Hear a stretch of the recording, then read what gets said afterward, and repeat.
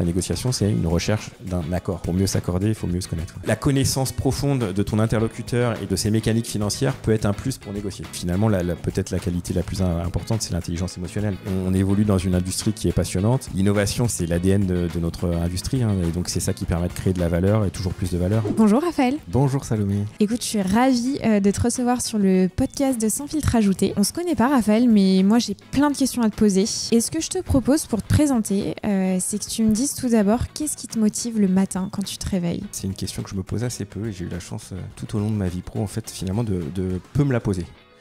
J'ai toujours trouvé de la motivation. Bon, là, il se trouve que depuis 6 mois, un peu plus de 6 mois, j'ai la chance de travailler pour Nutrition et Santé. D'ailleurs, je te remercie d'être venu jusqu'à Toulouse pour me rencontrer. Et c'est un plaisir au quotidien. C'est une boîte qui est vraiment super. C'est un groupe qui est absolument fabuleux, qui résonne temps long, qui a une mission d'entreprise qui est top.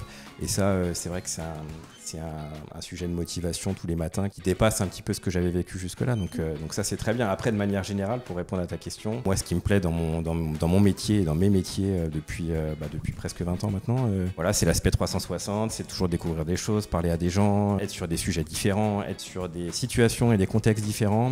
Et puis, bien sûr, là, depuis une dizaine d'années maintenant, évidemment, à la fois le côté le plus plaisant, le plus stimulant intellectuellement et en même temps le plus difficile, c'est le management des gens. Comment tu arrives à organiser une énergie individuelle et collective au service d'une entreprise. Donc ça me motive bien. Ouais, difficile, intéressant, hyper enrichissant. J'imagine que tu apprends énormément. Est-ce que tu peux rappeler pour les personnes qui nous écoutent les marques de Nutrition et Santé ?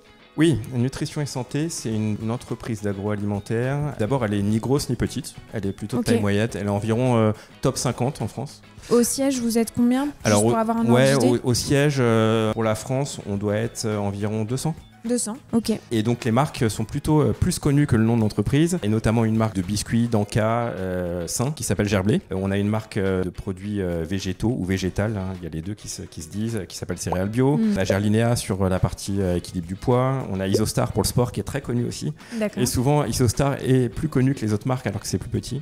Voilà, plus d'autres marques de produits biologiques par exemple comme Soy. Je suis une grosse consommatrice de céréales bio. J'adore vos carrés bio. Les galettes, ouais. Ouais, les galettes. Je trouve ça très très bon. Est-ce que tu peux nous raconter qu'est-ce qui t'a amené à t'intéresser à cet univers finalement de l'agroalimentaire ? Parce que dans le cadre du podcast, évidemment, je rencontre plein de personnes. C'est une question, je trouve, qui est assez intéressante parce que, à mon sens, on n'y arrive pas par hasard. Ça peut, mais bon, c'est quand même un domaine assez spécifique. En tout cas, on n'y reste pas par hasard.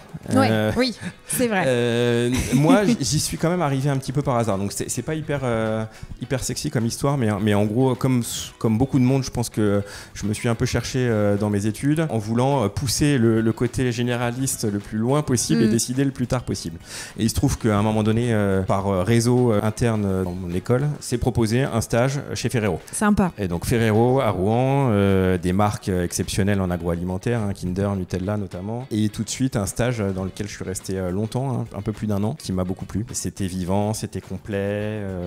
C'était concret. Ouais, c'était concret.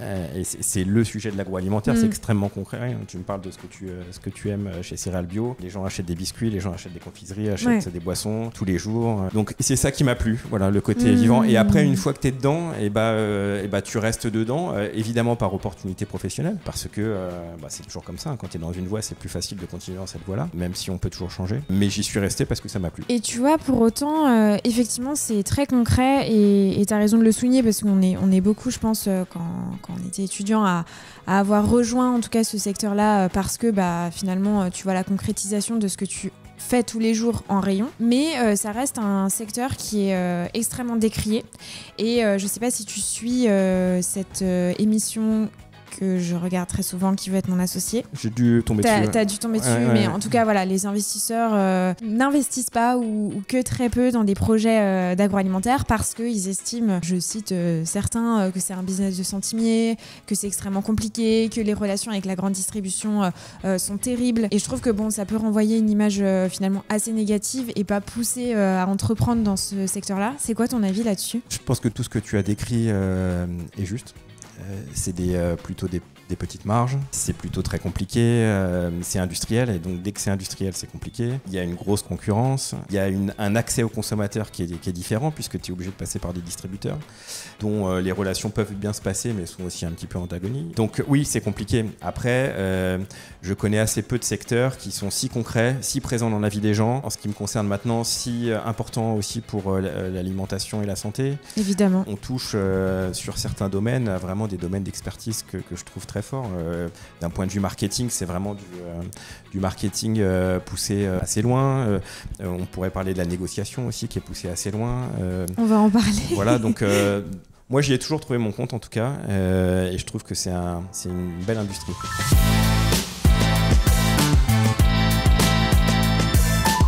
Raphaël, ce qui m'a interpellée, dans le bon sens du terme, c'est ton parcours. Donc sûrement après Ferrero, tu vas me préciser un peu ton parcours. Tu es rentré chez Carrefour. Carrefour, évidemment, grande entreprise de l'agroalimentaire. Et tu as débuté ta carrière en tant qu'acheteur. Qu'est-ce qui t'a attiré vers ce métier et c'était quoi tes premiers défis finalement en tant que jeune qui rentre dans ce parcours-là? C'est le côté un tout petit peu atypique de mon parcours, même si maintenant ça se fait un petit peu plus. Oui, de plus en plus évidemment. Souvent d'ailleurs dans le sens achat vers industriel agroalimentaire plus que vers industriel vers acheteur. Bon, là, comme beaucoup de fois dans les parcours professionnels, c'est aussi un petit peu de chance. C'est que dans le cadre de mes études, on avait eu un cours de négociation par un directeur achat de chez Carrefour. Et dans le cadre de ce cours-là, il y a eu des discussions avant et après le cours. Et puis de fil en aiguille, en fait, j'ai eu l'opportunité de bénéficier du fait qu'à un moment donné, Carrefour a voulu rajeunir sa flotte d'acheteurs. En tout cas, la régénérer un petit peu différemment, mettre d'autres profils pour compléter en fait déjà les très bons acheteurs qu'il y avait à ce moment-là. Et moi, je me suis posé la question, est-ce que je reste côté industriel? Je fais une carrière peut-être classique, peut-être chef de secteur, peut-être ensuite d'autres postes dans l'industriel. Et je me suis dit à ce moment-là, c'est sans doute un moyen de découvrir d'autres choses, une autre facette. C'est sans doute un moyen aussi de tout de suite être plongé dans des tas de cas, de situations extrêmement complets. Puisque quand tu es acheteur, tu gères une trentaine, une quarantaine, parfois plus, d'industriels. Et donc, tu es confronté à des situations extrêmement hétérogènes et différentes, et donc je me suis dit que ça serait enrichissant, et je regrette pas du tout. Tu arrives, tu as un portefeuille d'achat, moi j'étais en épicerie au départ, tu rencontres des PME, des boîtes de taille moyenne, tu rencontres des très grands groupes. J'ai tout de suite négocié avec Nestlé, Mars, Ferrero, très vite aussi. Tu passes des étapes à vitesse grand V, tu vois des choses de façon très intéressante, et puis moi je me suis bien plu chez Carrefour. Je trouve que c'est une boîte super, elle est toujours sans doute super, même si je l'ai quittée depuis pas mal de temps, mais ça a été une belle école. Et donc voilà, j'ai appris beaucoup de choses. Tu parles du renouvellement finalement des organisations par la nouvelle génération.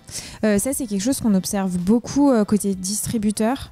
Enfin, c'est mon sentiment. Après, je dis pas que c'est une vérité, j'ai pas de chiffres, etc. Et c'est vrai que de mon expérience, j'ai vu beaucoup d'acheteurs, de catégorie manager très jeunes, même parfois sortir d'école de commerce côté distributeur. Est-ce que tu as un avis là-dessus? Comment on explique ça? Je pense que dorénavant, il y a effectivement des profils un petit peu plus jeunes en moyenne, et parfois qui sortent d'école, parfois aussi la deuxième expérience.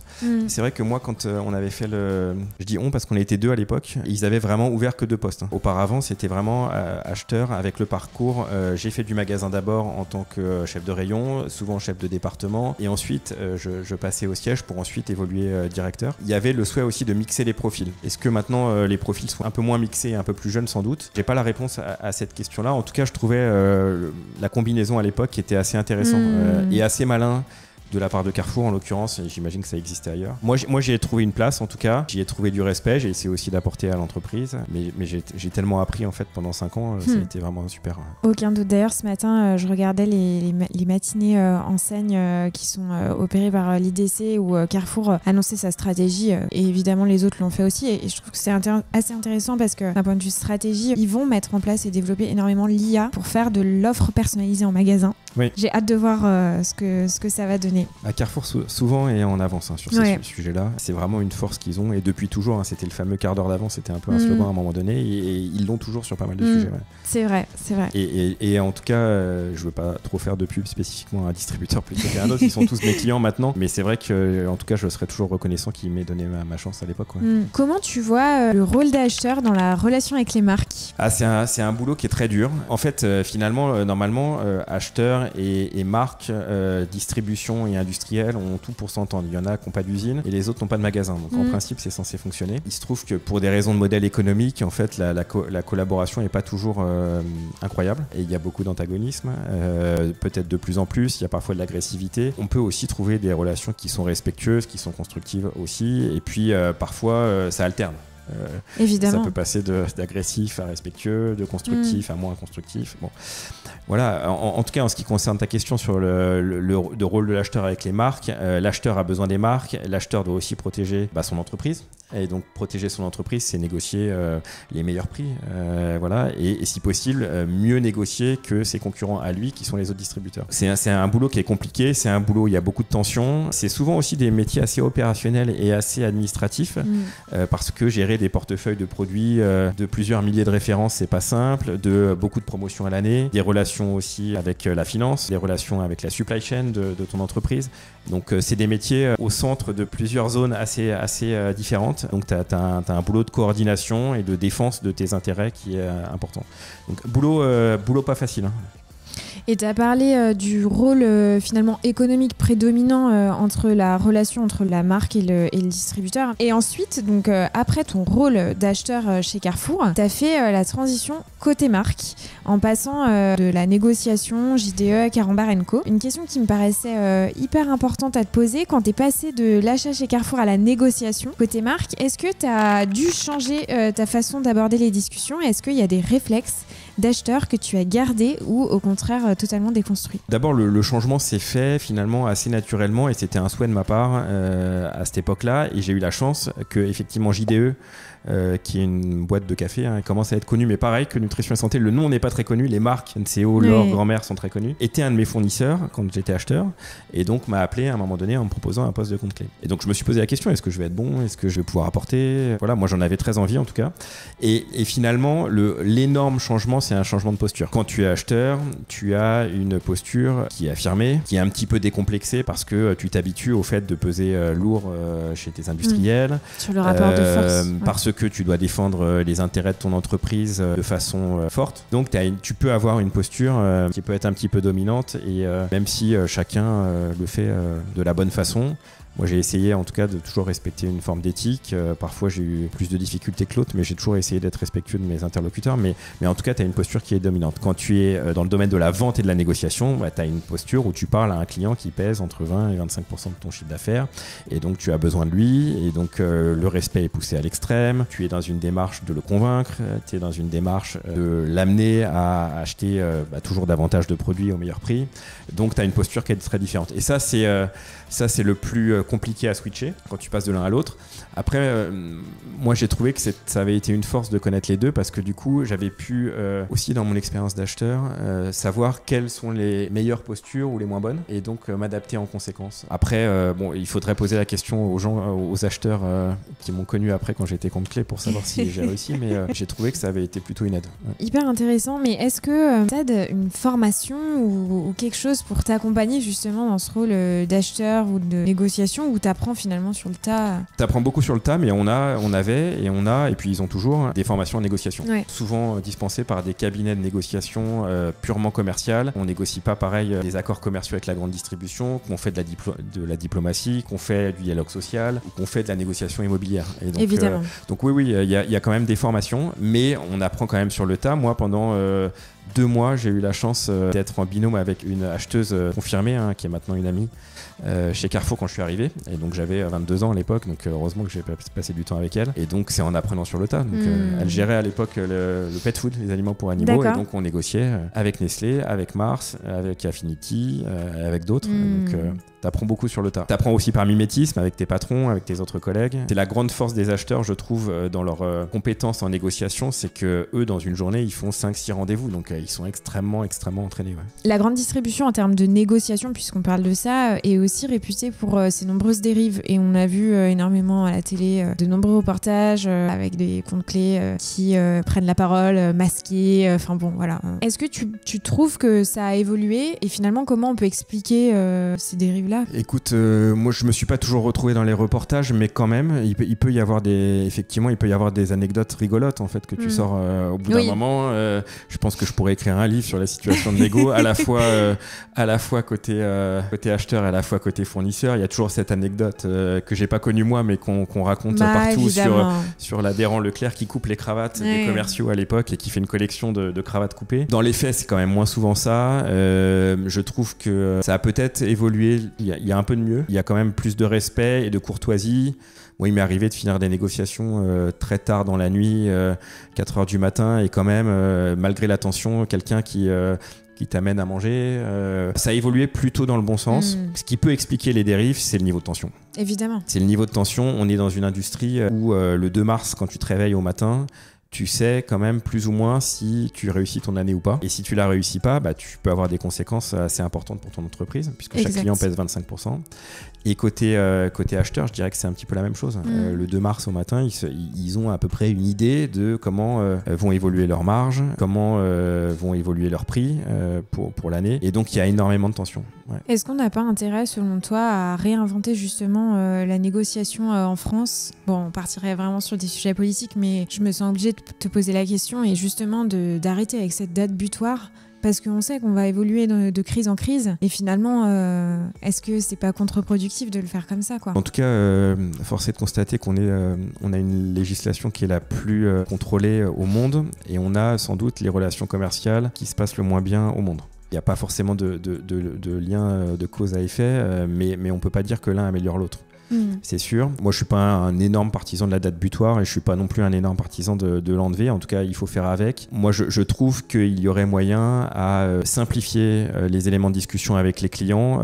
Quand je dis simplifier, c'est un prix net et un certain nombre de références listées et moins aller dans les artifices. Je trouve qu'on pourrait essayer d'aller vers des contrats pluriannuels un peu plus, sans prendre trop de risques et d'un côté et de l'autre. Et donc, ça aurait le mérite d'apaiser et de se focaliser sur l'activité qui est finalement vendre des bons produits aux consommateurs. Il y a sans doute des moyens de rendre la négociation un peu moins transactionnelle, un peu moins agressive et plus tournée activité, business pour utiliser le mot anglais. À la fin, comme dans tous les autres pays du monde, ça pourrait être le consommateur qui choisit en fait. Et aujourd'hui, il y a effectivement ces relations qui sont un peu un écran entre le consommateur et les produits qui peuvent être améliorés. Avec ton double regard justement acheteur et industriel, qu'est-ce que les distributeurs sous-estiment dans la négociation avec les marques ? Et à l'inverse, qu'est-ce que les industriels comprennent mal ou pas des acheteurs ? Ce que je trouve que les acheteurs pourraient connaître mieux de la part des industriels, c'est toutes les notions financières, toutes les notions de compte de résultat. Je trouve que si maintenant je redevenais acheteur, j'utiliserais plus les mécaniques que j'ai appris financières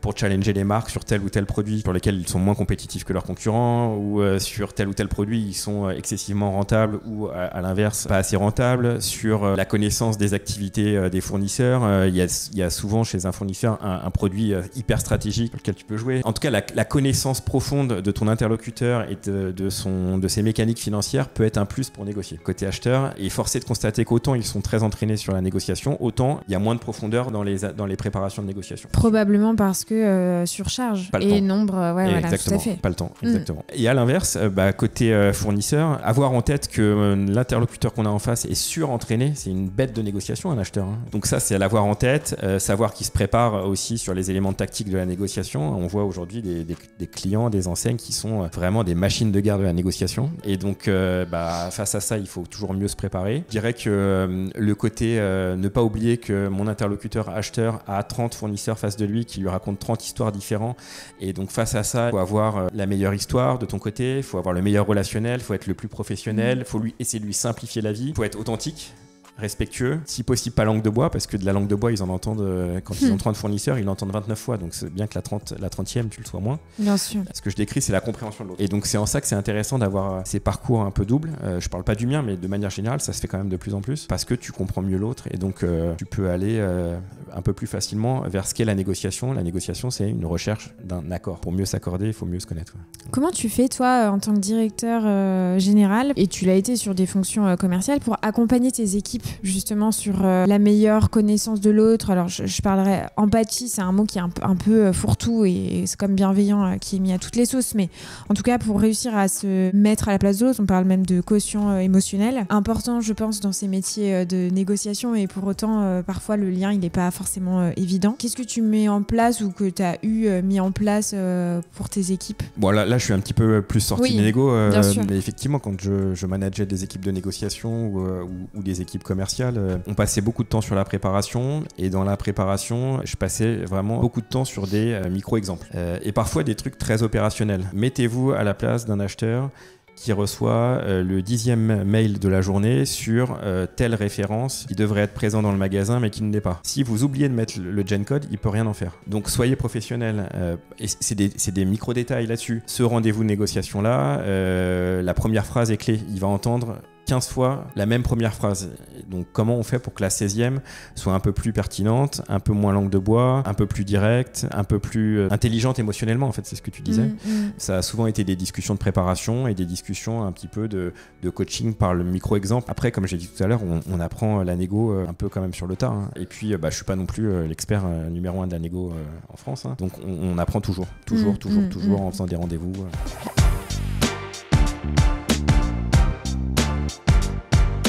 L'agroalimentaire, la grande distribution, c'est un secteur qui a beaucoup évolué évidemment et on l'a vu qui a subi énormément de crises. Alors est-ce qu'on parle de crise? Je sais pas, mais en tout cas de changement et qui a un impact majeur dans la société. Comment toi, en tant que directeur général, tu perçois ton rôle dans cette équation? Déjà, tu as raison, l'agroalimentaire, on en a parlé un peu au départ. L'agroalimentaire, la grande consommation, la grande distribution, tout ça est le même écosystème. C'est quelque chose d'incroyable. C'est, pour parler en termes marketing, c'est 100% de pénétration. Chaque personne se nourrit tous les ans. Chaque personne va dans un magasin tous les ans. Quand on prend les grandes familles d'un magasin, tout le monde en achète. Donc à ce titre-là, ça a un rôle majeur dans la société. Je dirais que ça a aussi un rôle majeur aussi dans la prévention pour la santé. Donc même si dans l'alimentation, tout n'est pas parfait, mais il y a un rôle sociétal presque. Il y a un secteur au sens large qui emploie quasiment 1,5 million entre les industriels, la grande distrib, les agriculteurs. C'est économiquement très fort. Répondre à ta question, c'est pas simple, mais en tant que directeur général, déjà on est responsable de son activité à soi et on est responsable de développement de marque, d'atteinte d'une mission d'entreprise, de collaborateurs, du tissu industriel. T'es venu quasiment jusqu'à nos bureaux du côté de Toulouse, mais nos bureaux sont près de 4 usines. Mon rôle à moi, il est de faire vivre tout cet écosystème de façon pérenne dans le temps et de proposer aux consommateurs finalement le meilleur produit par rapport à son besoin du moment. En l'occurrence, chez Nutrition et Santé, c'est si possible de lui proposer un meilleur produit pour sa santé, un meilleur produit pour l'environnement à un prix qui est le même prix que des produits traditionnels, voire moins cher. D'ailleurs, en parlant de santé, j'ai vu dans l'actualité là, avec le changement du Nutri-Score, c'est très bien, vous avez changé, je crois, 150 recettes. Ouais, on est en train de changer 150 recettes. C'est très bien. Ouais, on a décidé de... Bon, pas simple encore l'histoire du Nutri-Score, mais on a décidé de maintenir la présence du Nutri-Score sur nos produits parce qu'on pense que c'est vraiment un atout majeur de nos marques. On va naturellement, sans doute, sur notre majorité de produits, perdre une lettre. Et donc, notre objectif, c'est de travailler, et on va y arriver, pour récupérer cette lettre. C'est vraiment ce qui nous différencie de nos confrères qui font des produits un peu plus traditionnels, et c'est vraiment la raison d'être de la boîte, donc on a décidé de le faire. C'est inscrit effectivement dans le nom de la boîte. Donc... C'est inscrit dans le nom de la boîte et la boîte est devenue une entreprise à mission et donc c'est inscrit dans nos statuts. D'ailleurs, je crois que tu as interviewé Sabine Bonneau il n'y a pas si longtemps, qui est membre de notre comité de mission. J'ai vu. Voilà. J'ai vu. Effectivement, vous avez fait toute une vidéo. C'était assez intéressant tout à fait. là-dessus. On voit aussi beaucoup de tendances. Alors, ça, c'est depuis que le monde est monde. Alors après, structurel, conjoncturel, on ne sera pas là pour parler de ça. Mais entre l'hyperprotéiné, le végétal, la santé et puis des effets de mode là avec par exemple la tablette de chocolat Dubaï style que tu as dû voir. Enfin bon, comment on s'y retrouve? Et au-delà de ça, est-ce que toi tu vois sur le marché des signaux faibles qui finalement pourront transformer la grande distribution alimentaire demain? Je sais pas si ça va transformer l'industrie agroalimentaire demain. Effectivement, tout ce que tu as évoqué existe. On voit beaucoup le sport qui tire en ce moment. On voit beaucoup les éléments de santé et au-delà de la santé, les éléments de bien-être, des produits qui proposent des choses en plus sur de la vitalité, autour de l'énergie. Ça peut être plus de protéines aussi. Toutes ces tendances-là, en fait, c'est la réponse de l'alimentation à des tendances de société. Donc nous, on a quelques personnes dans l'entreprise qui bossent là-dessus et qui sont chargées d'identifier à la fois ces tendances-là et de voir comment on peut y répondre industriellement. Après, ta question plus largement sur les grands enjeux de l'industrie qui ne concernent pas que les micro-tendances de consommation, tu as des enjeux démographiques à venir. On aura vieillissement de la population. Voilà, vieillissement de la population et de moins en moins de population. Donc ça va comprimer les volumes. Évidemment. Et donc quand ça comprime les volumes, ça pose des questions industrielles et des questions de tissu économique. Tu vas avoir l'enjeu qu'on a évoqué juste avant, qui est comment va évoluer l'antagonisme entre les distributeurs et les industriels. Ça, c'est un enjeu tout autre, mais un enjeu qui est quand même extrêmement clé dans la compréhension des choses. Et puis, tu vas avoir sûrement de plus en plus des enjeux de santé publique. Et donc, on voit que la France, et pas que la France, mais régule de plus en plus. Et donc ça, quand tu te projettes à moyen terme, il faut que tu essaies de trouver ta place dans cette régulation-là. Moi, j'ai eu la chance, sans langue de bois, de travailler pour 3 industries agroalimentaires différentes. Du café, avec certaines caractéristiques. Des bonbons, chez Carambar, qui sont quand même des produits à base de sucre et des produits plaisir, qui malgré tout ont une place dans nos vies. Moi, je me suis beaucoup amusé à travailler sur ces marques-là.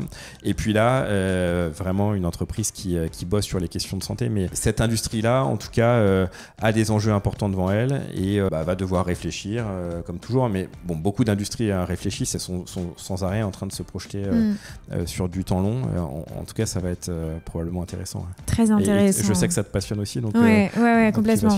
Non, mais c'est sûr, et je pense que les marques l'avaient déjà, mais au-delà du business, auront un rôle politique, parce que tu l'as évoqué, la baisse de la natalité. Une femme en France aujourd'hui, elle fait 1,8 enfants. Le lien de corrélation entre la baisse de la sanité est évident. Et au-delà de ça, sur les questions de santé, je voudrais pas dire de bêtises, de plus en plus de cancers, et en fait ça nous touchera tous de près ou de loin, et effectivement l'alimentation aura un rôle absolument clé. Ouais, c'est sûr. L'espérance de vie progresse, mais malgré tout il y a une pression et il y a un sujet sociétal autour de la santé, donc c'est des sujets qui sont majeurs pour notre entreprise actuellement, donc, et pour toute l'industrie. Une autre évolution, et je pouvais pas ne pas en parler, c'est l'évolution du monde du travail. Alors il y a eu le Covid, il y a aussi les nouvelles générations, alors ça c'est un grand sujet, le télétravail, l'équilibre vie pro, vie perso. Comment tu fais pour t'adapter justement en tant que dirigeant ? Tu parlais de l'humain, ça en fait partie évidemment. En commençant chez Carrefour, moi j'ai été entre guillemets éduqué professionnellement par la grande distribution, et je me souviens, c'était pas les mêmes époques, mais quand j'arrivais à 7h05 le matin au lieu de 7h, j'avais déjà mon café qui m'attendait sur mon bureau, par un manager qui par ailleurs est un des managers qui m'a le plus appris de toute ma vie, et parce qu'il était incroyablement respectueux, orienté développement. Donc en tout cas, j'ai commencé comme ça. C'est vrai que sur tous ces sujets-là, je sais pas si mon évolution, en tout cas mon intuition était la même au début, sans doute pas. J'ai eu la chance dans ma carrière d'aller travailler au Danemark, et ça a changé complètement mon approche au travail. Super intéressant. Tant auparavant, sur les sujets que tu évoques, c'est des sujets qui m'étaient un peu étrangers. Autant maintenant, c'est des sujets qui posent plus question, qui sont rentrés dans les mœurs, qui sont beaucoup plus simples à aborder. Moi, j'ai une relation maintenant qui est assez libérée avec ces sujets-là. Je trouve même que c'est important pour un collaborateur dans une entreprise de trouver le meilleur équilibre pour lui-même. Le télétravail, par exemple, c'est bien que les 2 heures de transport qui ne sont pas utilisées soient utilisées pour aller prendre un rendez-vous chez le médecin, pour aller amener ses enfants à l'école, pour aller faire un petit peu de sport. Et tout ça favorise sans doute le bien-être, la sérénité, qui sont des éléments clés. Après, comment on s'adapte en tant que dirigeant, je dirais que ça n'a pas forcément évolué depuis que le management existe, mais finalement, peut-être la qualité la plus importante, c'est l'intelligence émotionnelle. Donc savoir à un moment donné s'adapter à ce que le collaborateur et ce que toi-même tu ressens. Je pense que les gens qui travaillent beaucoup dans une entreprise travaillent également beaucoup chez eux. Je pense que les gens qui travaillent bien dans une entreprise travaillent bien chez eux, et sans doute inversement. Donc ça a aussi le mérite de remettre la confiance au bon niveau par rapport à avant. Le parallèle entre ce que tu évoques et donc le management en entreprise et finalement la négociation, il est, je trouve, assez facile, parce que tu peux te dire l'intelligence émotionnelle avec tes collaborateurs, tu le fais aussi avec ton acheteur, ça va de soi, j'enfonce une porte ouverte. Mais une chose qu'on voit, c'est que quand tu as des périodes de crise et qui se tendent, tes relations avec tes acheteurs se tendent aussi et avec tes collaborateurs aussi. Et notamment, on peut le voir avec de plus en plus d'entreprises qui demandent à leurs collaborateurs de revenir et de plus faire de télétravail. Comment tu l'analyses ? En fait, l'équation du télétravail... Alors, c'est rigolo ce sujet du télétravail, c'est l'éternel débat. C'est un micro-sujet parmi tant non, d'autres. pas que. Mais... En fait, c'est un des rares sujets, c'est marrant, de la vie en entreprise qui n'a pas été complètement tranché. Ouais. Donc, c'est un sujet intéressant. Je n'ai pas la réponse moi-même, je t'avoue. Ce qui est sûr, c'est que dans une entreprise, la dynamique collective est intéressante. Et pour créer la dynamique collective, la présence est intéressante. Ce qui est sûr aussi, c'est que la sérénité et l'équilibre que tu as au quotidien, que tu travailles beaucoup ou pas chez toi ou en entreprise, est clé aussi. Et donc, il faut trouver le bon équilibre entre les deux. Moi, je trouve que la bonne intelligence, c'est le meilleur driver derrière, même si chaque entreprise pose un certain nombre de règles en général. Nous, on a des règles tout à fait classiques chez Nutrition et Santé. On ne s'est pas posé la question d'aller en arrière là-dessus. Vaste débat. Moi, je trouve que l'équilibre là, qui est actuellement à peu près trouvé dans nos industries, qui est autour de entre 3 et 2 jours d'un côté ou de l'autre, est plutôt le bon équilibre. En tout cas, avec le besoin et le souhait de garder des moments collectifs. Oui, et puis après, c'est propre à chacun. Il y en a qui ont du télétravail et qui en font jamais. Équilibre et sérénité de chacun et du collectif. Écoute, Raphaël, pour conclure cet épisode, j'ai quelques petites questions. Je sors complètement du management, des collaborateurs, etc.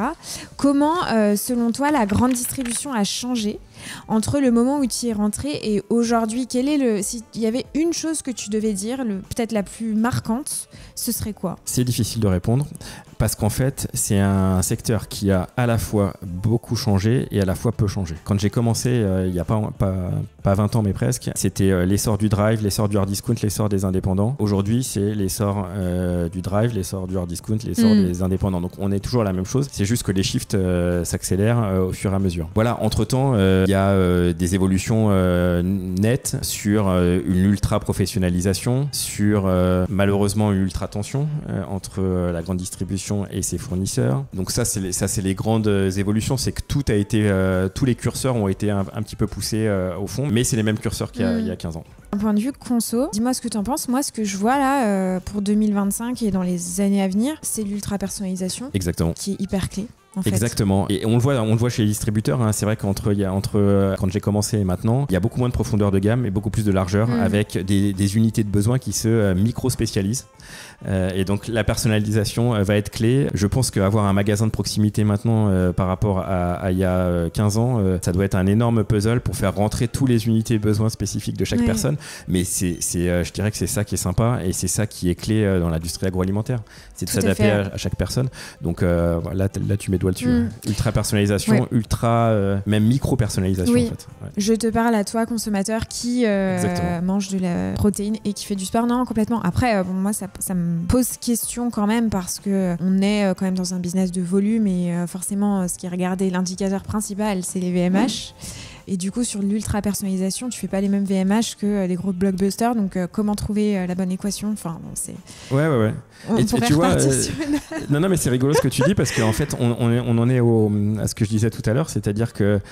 Bon, quand même, il y a 15 ans, les premiers produits d'un hyper, c'était le carte noire, le Nutella, l'eau cristalline et le Ricard. Bon, et c'est toujours la même chose maintenant. Donc finalement, ça n'a pas changé. Mais à côté de ça, tu as cette largeur d'offre qui est devenue très impressionnante, cette personnalisation à outrance, qui est aussi un moyen, je dois dire, pour les marques et pour les distributeurs de se différencier. Exactement. Et donc d'aller chercher le consommateur qu'il n'y a pas. Et donc ça, dans les grandes tendances à venir, c'est aussi important, la différenciation, parce que dans un contexte difficile, c'est ça qui te permet de garder la valeur de ton produit ou de ton magasin. Et puis l'innovation aussi, c'est clé. Et c'est assez surprenant, à mon sens, qu'il y ait de moins en moins d'innovation.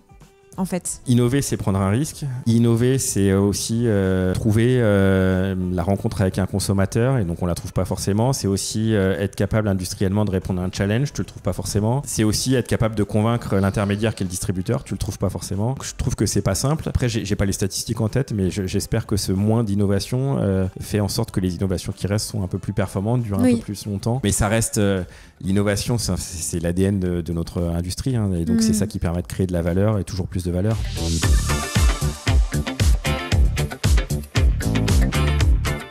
tu te nourris au quotidien? Parce que évidemment, en tant que directeur général, mais au-delà, sur tous les postes de la grande distribution et de l'agroalimentaire, c'est une part qui doit être importante pour être le plus connecté au marché. Est-ce que tu as des rituels, des livres, des podcasts que tu écoutes? Alors là, je parle vraiment spécifiquement grande distrie et agroalimentaire, mais pas que en fait. Enfin, est-ce que tu as des inspirations à nous évoquer?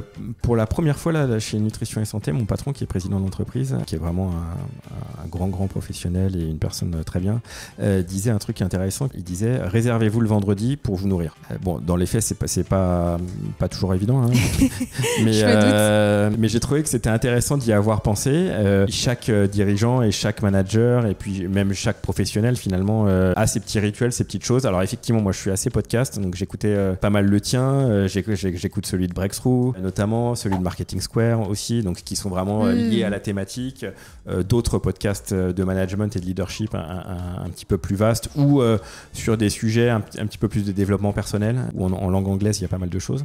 Il y a évidemment des livres spécifiques dédiés, je pense que si on tape sur Google les 10 plus grands livres de leadership, il y a pas mal de choses intéressantes, et j'ai dû plus ou moins les lire. Là récemment, j'ai lu un livre de Julia de Funès qui était pas mal du tout, notamment. Donc ça nourrit de temps en temps ton approche. Et après, moi, ce qui m'a aidé, et j'ai eu beaucoup de chance aussi, c'est la rencontre avec d'autres dirigeants, d'autres managers que j'ai eus, des gens qui sont devenus des amis, des mentors. On a parlé de mes premiers managers qui m'ont font confiance chez Carrefour. Je peux citer des noms, hein, mais Yvan Giraud, qui a été mon patron chez JDE, qui est maintenant chez Bell, a été quelqu'un qui m'a beaucoup forgé. Une rencontre avec Vincent Flouquet, qui a été président de Lavazza, aussi m'a beaucoup aidé. Voilà, c'est des gens clés comme ça dans une carrière qui sont capables de garder de l'authenticité pour te faire grandir et te donner ta chance. J'ai été vraiment extrêmement chanceux et j'en serai toujours reconnaissant. Alors je sais pas si je leur dis toujours ma reconnaissance, mais je le suis. Mais en tout cas, tu parlais d'inspiration, c'est ça en fait. C'est comme tout en fait, t'apprends beaucoup sur le tas et en regardant ce que les gens t'ont appris à toi-même, quoi. Exactement, je peux que aller évidemment dans son sens. Et pour finir, une question que j'aime bien poser, c'est quoi pour toi la différence entre réussir sa vie et réussir dans la vie? Je sais pas, comme ça j'aurais tendance à m'orienter plus vers le réussir sa vie, qui me paraît être un peu moins extravagant ou extraverti que le réussir dans la vie. Moi, ce qui m'a drivé et ce qui me drive, c'est cette notion de progrès, pro-perso, hein. C'est comment tu apprends de nouvelles choses, comment tu découvres, comment tu te mets en position d'avancer. Ça a été un moteur, souvent inconscient, mais ça a été un moteur. Et après, même si j'y arriverai sans doute jamais complètement, et ça doit être difficile pour tout le monde, c'est de chercher un espèce d'équilibre. D'être serein, de te lever le matin tranquillement, de t'occuper de tes enfants, d'aller au travail, de faire des choses qui te plaisent au travail, de rentrer, de faire des choses qui te plaisent dans ta vie. On évolue dans une industrie qui est passionnante, qui n'est pas une industrie critique, hein. On n'est pas ni médecin, on vend pas des sous-marins, ou on n'est pas diplomate en temps de guerre. C'est bien de se le rappeler des fois. Ouais, c'est vraiment une industrie qui est passionnante, qui doit permettre de garder le sourire. Et donc, réussir sa vie, c'est aussi être équilibré, serein. En tout cas, sans y arriver complètement, c'est sans doute ce que je recherche. Ouais. Ce qu'on recherche tous. Merci Raphaël. Une dernière question, tu peux prendre le temps de réfléchir.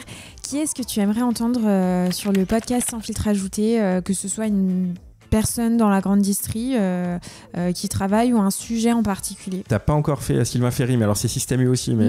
Mais Sylvain Ferry a été un de mes patrons, qui est incroyablement complet et incroyablement sain.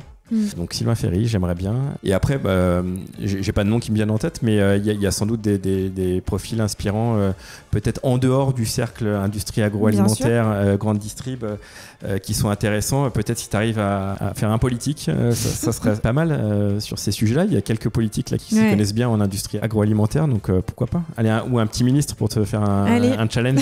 Je note. Merci beaucoup Raphaël, c'était un plaisir. Moi aussi, merci beaucoup à toi. Merci, à bientôt.